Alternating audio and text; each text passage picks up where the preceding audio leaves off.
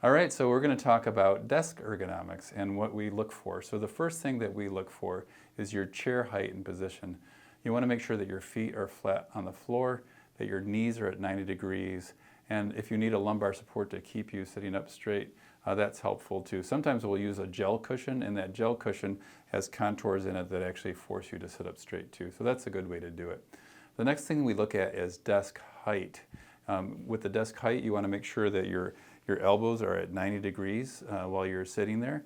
That's really important, and that your wrists are in the neutral position. So if Haley were typing here, her wrist would be actually sitting right there, and so we want that straight neutral position. We don't want any flexion in either direction or extension, because that will cause carpal tunnel. Same with the mouse. You want to do the same thing with the 90 degrees. So, and then what we look at is seating versus standing desk. We like both seating and standing desk. There was a study done by the University of Waterloo. They looked at the optimal time to sit or stand at a desk, and what they found optimally is that you should be standing for 45 minutes out of every hour and sitting for 15 minutes out of every hour for optimal wellness. They said at a very least it should be a 1-to-1 ratio, so 30 minutes sitting, 30 minutes standing. The next thing that we look at is monitor placement. You want to make sure that your eyes are at level with the top of the monitor so that you can look down at the screen, and that will help with your neck position, and you'll have less neck problems. Your keyboard and mouse, we look at both of those, and you want to keep that keyboard and mouse close with your wrists and hands straight.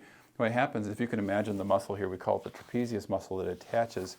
If I reach in front of the body plane here, what's going to happen is this muscle is going to be contracting the whole time and then yanking on the spine. So you want to be here. A lot of times when I say to people, go ahead and show me where your mouse position, they're over here somewhere. So forward and sideways, is going to contract that muscle. So you want to just be in the 90-degree position with the wrists here, and then that will be at rest, and you'll have less neck issues with that.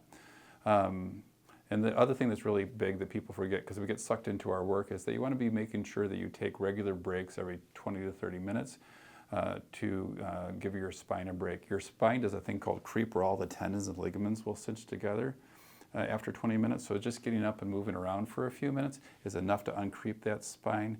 And that creeping is actually cumulative over time that adds up to a low back or neck problem. So that helps relieve that. So stand, stretch, walk around to reduce that stiffness and to improve your circulation. So we're looking at overall ergonomics for you at the desk. These are our tips, so try them out and let us know what you think. And if you like what you hear, go ahead and hit the subscribe button. Thank you.